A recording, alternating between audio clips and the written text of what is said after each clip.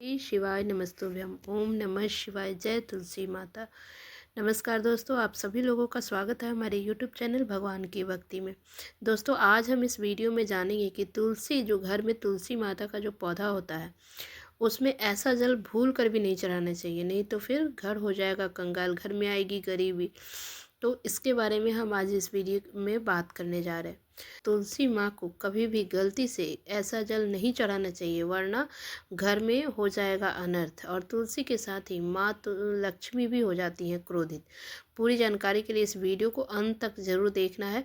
शास्त्रों के अनुसार जहाँ पर तुलसी का पौधा होता है, वहाँ पर लक्ष्मी माता अस्थायी रूप से वास करती हैं।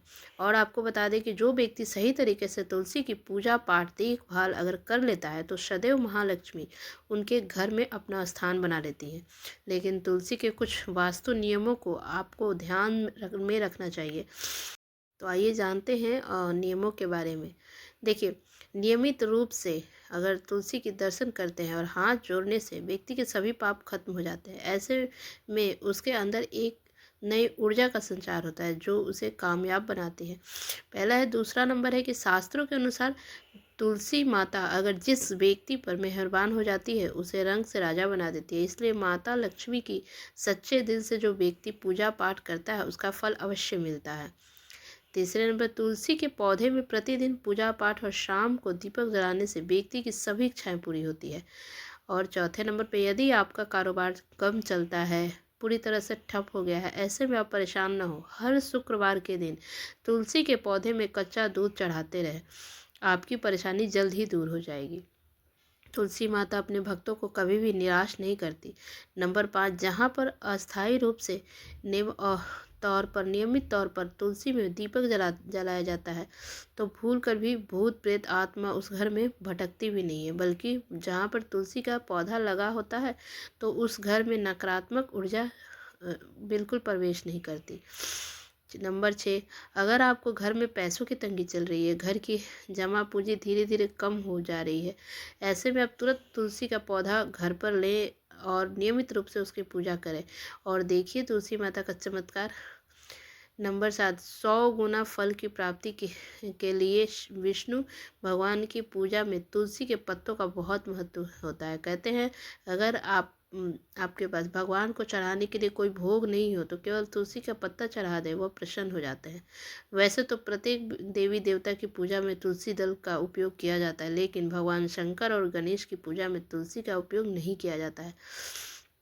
नंबर 8, अगर आपके बच्चे को किसी की बुरी नज़र लगी है, उसे बचाने के लिए तुलसी के 7 पत्ते और काली मिर्च के दाने कुछ मुट्ठी में लेकर बच्चे के सिर से पैर तक 7 बार उतार कर घर के पीछे की तरफ रख दें, सब ठीक हो जाता है।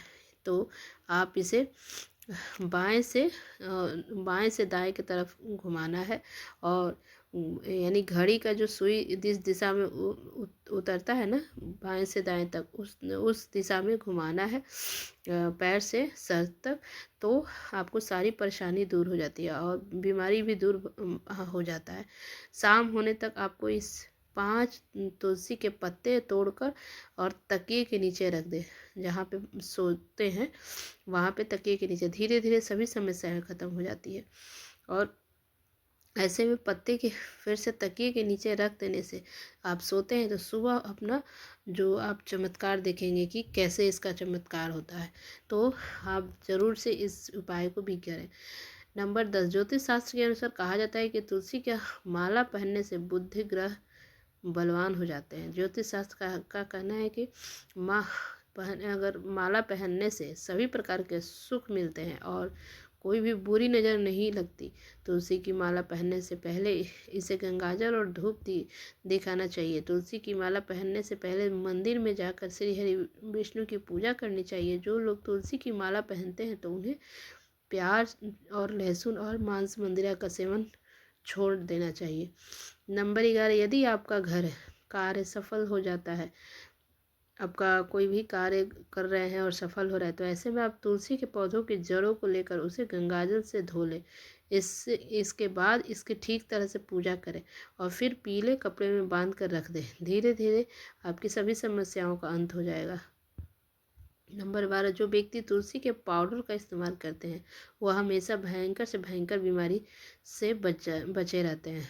तो उसे पाउडर कई अनेक बीमारियों के जड़ से ख़त्म कर देता है। नंबर 13, जो व्यक्ति सच्चे दिल से तुलसी विवाह करवाते हैं तो उनके सभी देवी देवताओं की कृपा उस पर बरसती है। आपको बता दें कि अगर तुलसी विवाह करने पर तुलसी माता सदैव उनके साथ रहती है और उनके हर बिगड़े कार्य को पूरा करती है।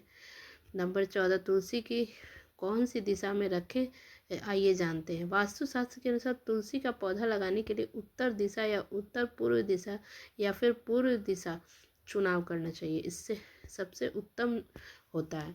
15 नंबर, तुलसी का पौधा कभी भी घर पर लाएं तो बृहस्पतिवार के दिन ही लाएं और सुबह के समय ही लगाएं, और ऐसे में गलती से भी तुलसी के नीचे ना रखें और ना ही गणेश की प्रतिमा को। इस बात का विशेष ध्यान रखें कि कभी भी शुद्ध जल चढ़ाना चाहिए, हमेशा शुद्ध जल का उपयोग करें।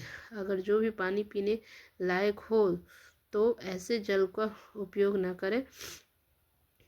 पानी पीने लायक ना हो तो ऐसे जल का उपयोग न करें। जो पीने लायक पानी हो, पीने के लिए जो उपयोग करते हैं उस पानी का उपयोग करना चाहिए। ऐसे ही जो पानी देना चाहिए उसके अलावा कुछ और बातों पर ध्यान देना चाहिए कि ज़रूरत अगर घर में अगर ज़रूरत पड़े तो छत पर रखी है तो छत पे रखे हैं तो उसको उत्तर दिशा में रखेंगे।